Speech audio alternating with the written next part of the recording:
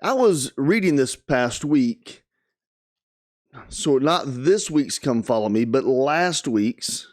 I don't do Come Follow Me lessons.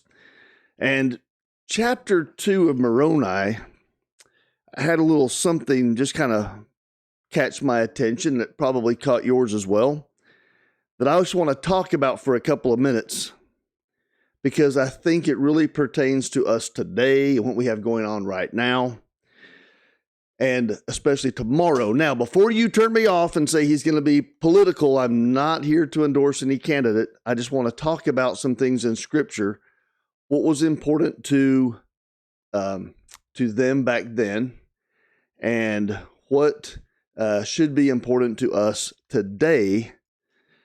And in Mormon, chapter 2, verse 23, this is Mormon as he's been leading the Nephite armies against the Lamanites, and they have been too scared to fight recently at this point, and he is trying to motivate them. And so in verse 23 it says, "And it came to pass that I did speak unto my people, and did urge them with great energy, that they would stand boldly before the Lamanites, and fight for their wives, and their children, and their houses, and their homes." So, hopefully that sounds familiar to you, and you can place it as being reminiscent of Captain Moroni in the book of Alma in chapter 46 with the title of Liberty. And so in chapter 46, verse 12, we have the title of Liberty here. And maybe to give just a little bit of some background on that, we have to go one chapter further back to 45. And if we can read starting about verse 21 or so, they're at war at this point because there have been some dissensions in the land. Does that sound familiar? Do we have any dissensions today? We certainly do. Okay, so verse 21, it says, "For behold, because of their wars with the Lamanites and the many little dissensions and disturbances which had been among the people, it became expedient that the word of God should be declared among them." And we certainly need that today, don't we? "Yea, and that a regulation should be made throughout the church. Therefore, Helaman and his brethren went forth to establish the church again in all the land, in every city throughout all the land of Nephi. And it came to pass that they did appoint priests and teachers throughout all the land, over all the churches. And now it came to pass that after Helaman and his brethren had appointed priests and teachers over the churches, that there arose a dissension among them, and they would not give heed to the words of Helaman and his brethren." So there's actually dissension among the churches. And, in my ward, we actually talked about this a little bit in church yesterday, how united we are, even though there is a little bit, there's some differences politically, but we don't discuss it. And yes, we are here in the deep South where, there are things that are really important to us. Religion's one, and politics are one, and football's one, right? But even though there are some differences, we are very united. And so they have these dissensions. So then what happens in chapter 46, it says, "And it came to pass that as many as would not hearken to the words of Helaman and his brethren were gathered together against their brethren." So again, these are people in the church, and I don't know that we have this so much in the church today, but we certainly see it in the nation where there's a lot of division, right? And now behold, they were exceedingly wroth, insomuch that they were determined to slay them. And what we have is the beginnings of a civil war. And they are stirred up by one particular person whose name is Amalickiah. And Amalickiah wanted to be the king. He wanted to be in charge of everybody. And it says, those people who were wroth were also desirous that he should be their king, and they were the greater part of them, who, the lower judges of the land, and they were seeking for power. Well, to seek or to strive for power is not a good thing. So they have this civil war breakout, and Amalickiah is the one who's leading them.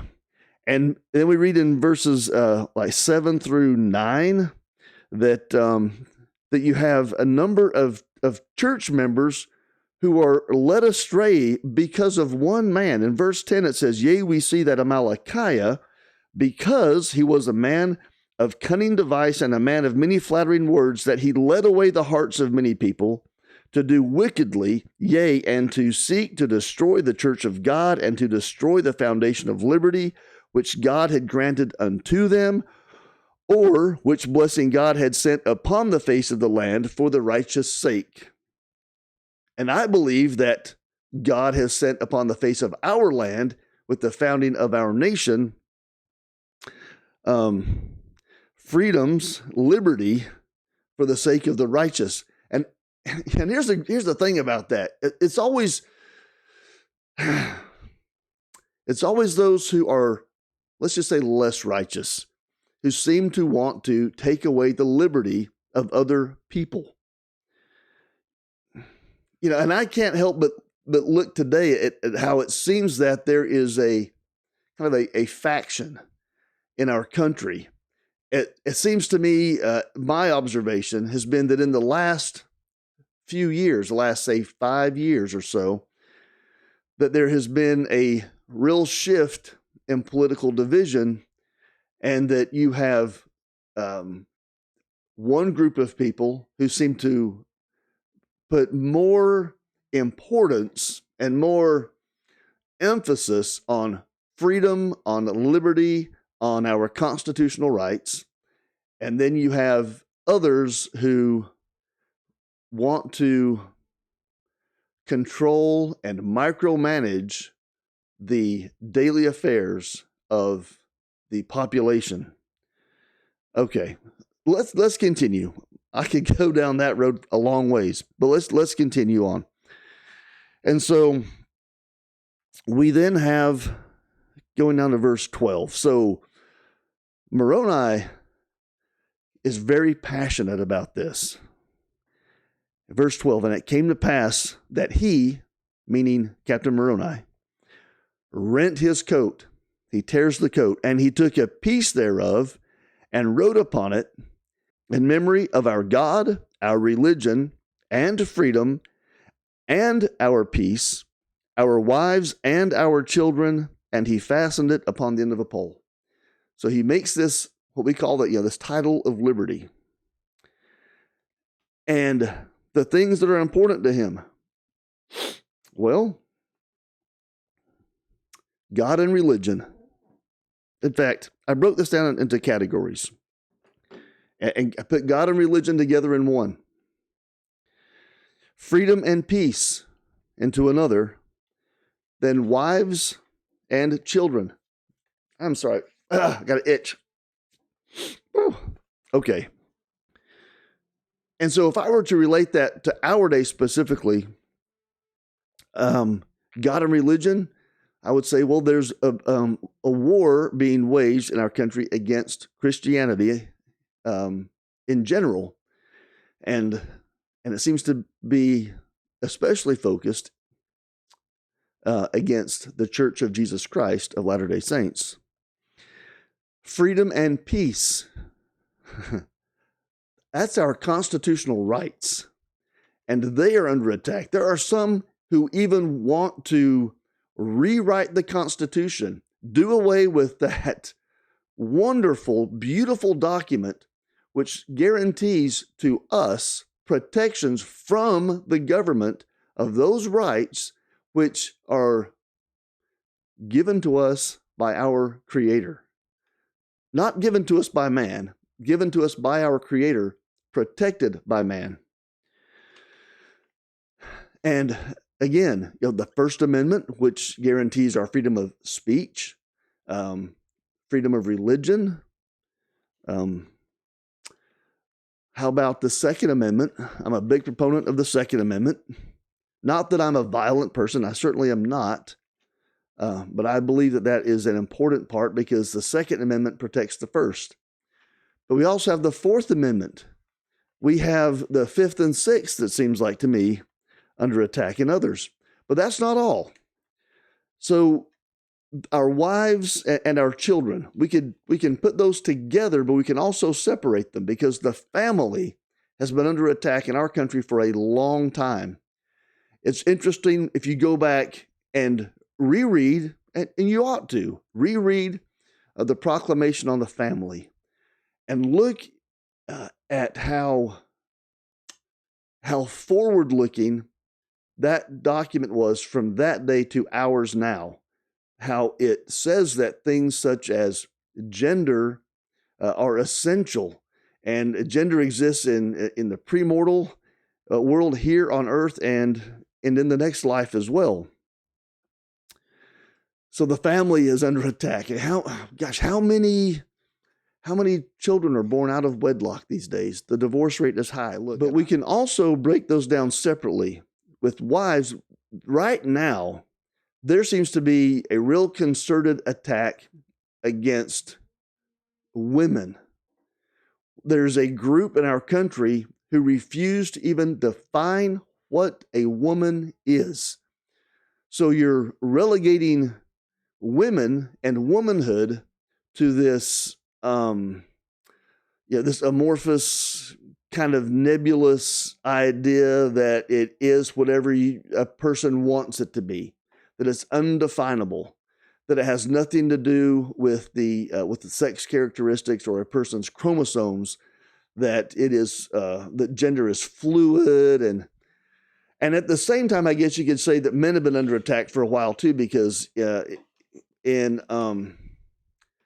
part of the attack on women, there's been this idea pushed that masculinity is toxic, that men are bad. And I think that has been part of what has led so many young men to decide that they want to pretend to be women. I hope I don't get banned from YouTube for this. That's not the point I'm trying to make. I'm just trying to point out some differences here. So there is an attack on womanhood in our country. And then the assault on children, which has been going on for a long time. And I looked at some numbers, and if I can find out, maybe I didn't write them down, but I believe that, if I remember correctly, that the estimates for this year are somewhere close to 100,000 abortions per month, which is an increase of more than 10% over last year.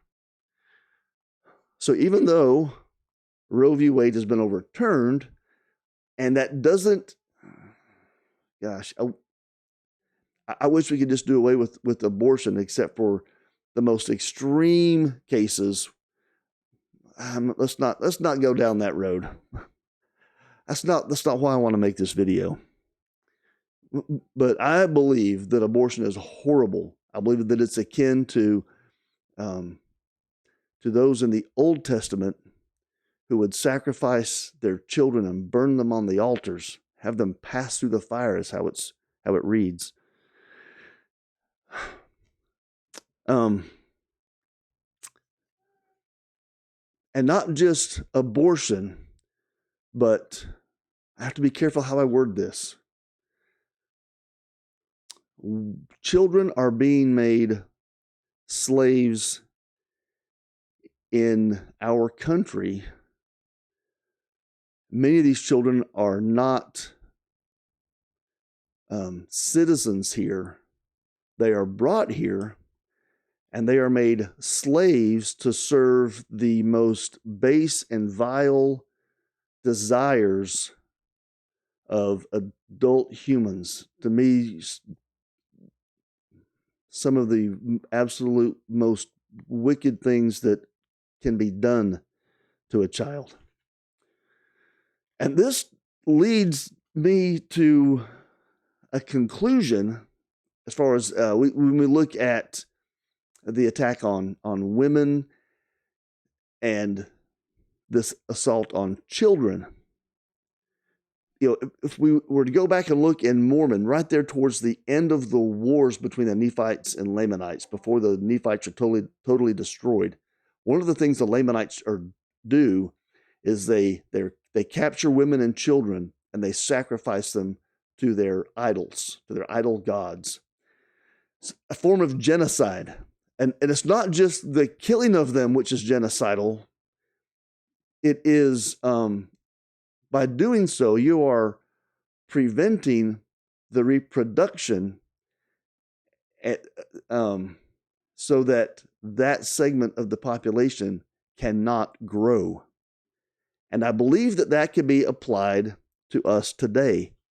There's a whole segment, a whole political division, which seems to me, as I have heard them say, that we have too many people on our planet and we need to reduce the number of people.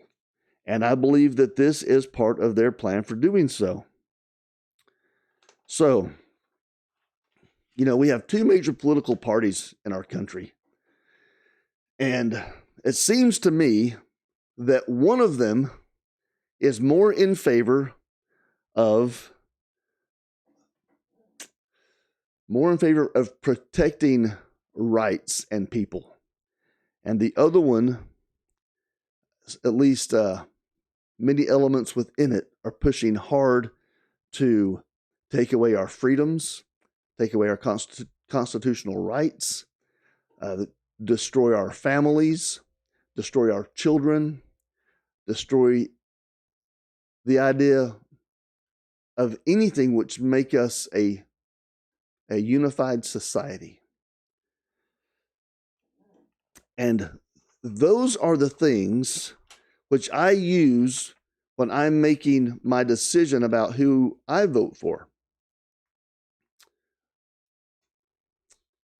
Because my politics personally are going to revolve around preserving the principles which I hold dear. And therefore, it is important to me that I support candidates which want to preserve the things that are important to me. And I hope that you have taken the time to decide what is important to you. These things were important to Captain Moroni. What was important to him?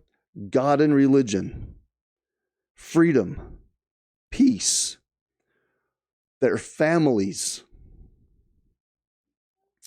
And you see something similar coming out of Mormon's mouth. He doesn't mention God and religion because the Nephites at that point are completely godless. You know, they do not, they are in open rebellion, as he puts it. That's all I've got for now. Thank you for listening to me. I'll see you again real soon. Thank you.